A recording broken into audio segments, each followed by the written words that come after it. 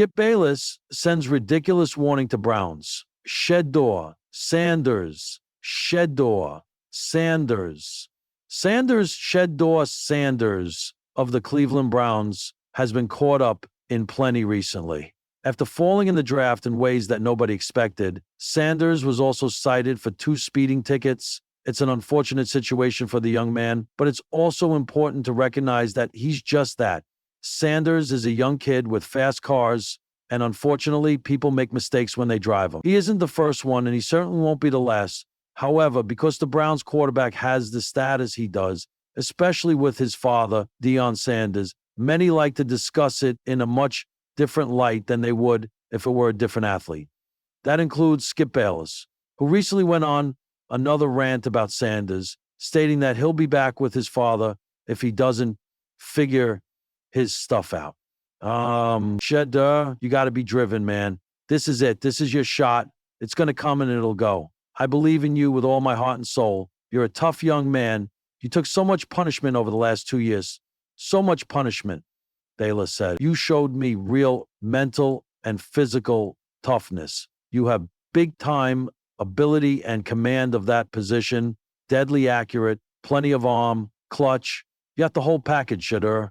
Think, make some at least mental signs. You can't do that, or you're going to wind up back home with your dad. You're better than that. Can Sanders prevent putting himself in negative situations? Sanders does have to improve off the field, and there's certainly no reason for him to be doing things like that. Hopefully, the Cleveland Browns will sit him down, or already have, and have spoken with him about this. He's better than speeding multiple times in a few weeks span, and something he simply just has to learn from.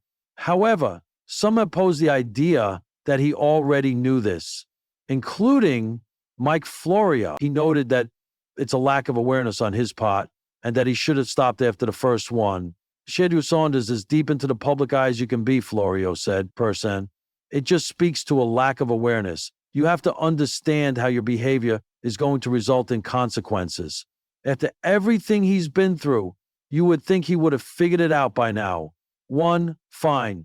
2, come on, man. How has Sanders behaved behind the scenes? While Sanders has continued to be a negative in the spotlight, according to many, others have suggested that he's been great with the Cleveland Browns. In his defense, Sanders hasn't had any problems off the field outside of these speeding tickets. He seems like a good young man and someone who simply just wants to play football and have fun. Because he wears big chains and expensive watches doesn't mean that he's cocky, arrogant, or anything else. He just likes to have fun, similar to many of his teammates on the Browns. And according to his teammates, Sanders has been great in the Browns building, with Myles Garrett saying that everybody loves him and he's done what he's needed to do early on. I think everyone was surprised to see him go to the 5th round, but he's come to camp and OTAs with a great attitude. He's a hardworking guy. He has a great head on his shoulders. And, he's always positive, always optimistic, always keeps a smile on his face.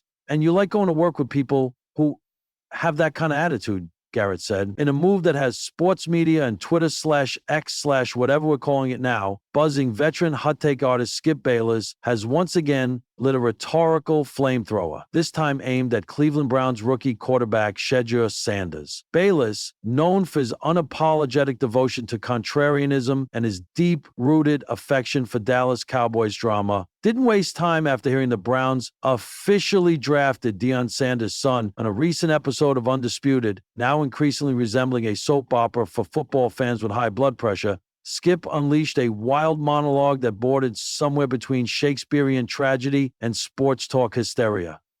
He better not think he's stepping into my AFC North like he owns it, Bayless bellowed, wagging his finger like a disappointed uncle who just saw a TikTok dance. I'm warning you, Shedeur. This isn't Boulder anymore. This is sea level. This is the land where quarterbacks go to die.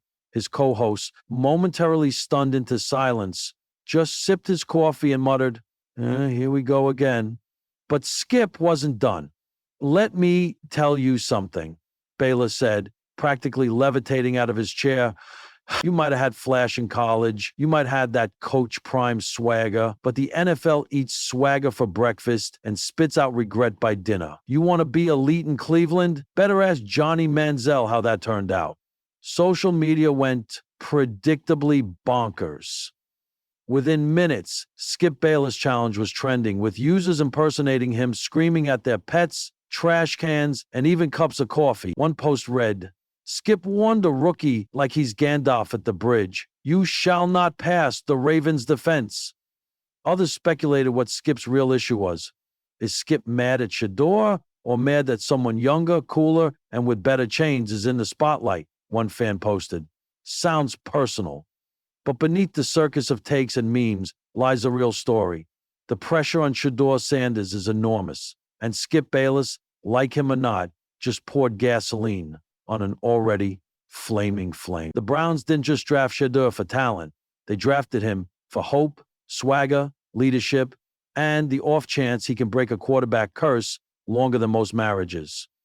After bouncing through the Deshaun Watson drama and a carousel of forgettable signal callers, Cleveland fans are desperate for a savior. And Shedeur, with his poise, arm talent, and the weight of his father's legendary name, now carries the burden of resurrecting a franchise that's seen more heartbreak than a season finale of Grey's Anatomy. But Skip's, take it ridiculous though it may be, actually underscores a real fear in football culture, the myth of the Cleveland quarterback graveyard. It's not just that the Browns have struggled, it's that they've done so in ways so dramatic, so comically cursed, it borders on supernatural. So maybe Skip wasn't warning Shedeur so much as exorcising the ghosts of Browns QB's past. Or maybe, more likely, he saw an opportunity to create a new villain versus hero narrative that would keep his name trending and his microphone hot. Shedeur, for his part, handled the whole thing with his signature calm. When asked about Bayless' rant in a post-practice media scrum, the rookie QB simply smiled. Skip's doing what Skip does, he said, shrugging with the ease of someone who's grown up around spotlights. I respect the passion, but I've been doubted before. He paused, then added with a grin. Hopefully when we start winning, he sends me a nice apology on live TV, maybe with flowers. Classic Prime Jr., cool, confident, unbothered. Coach Kevin Stefanski later chimed in with a slightly more serious tone. We don't pay attention to the noise, he said. Shedeur is focused, the team is focused. Our only warning is to the rest of the league, don't underestimate what we're building here. But Skip, of course, doubled down the next morning. Flowers? You want flowers, Shedeur? Huh?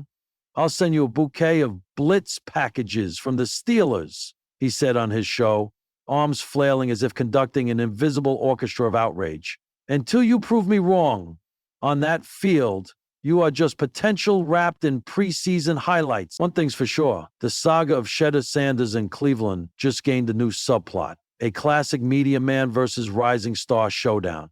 And while the warning from Skip may be ridiculous and loud and overcaffeinated, it also ensures one thing, we're all watching.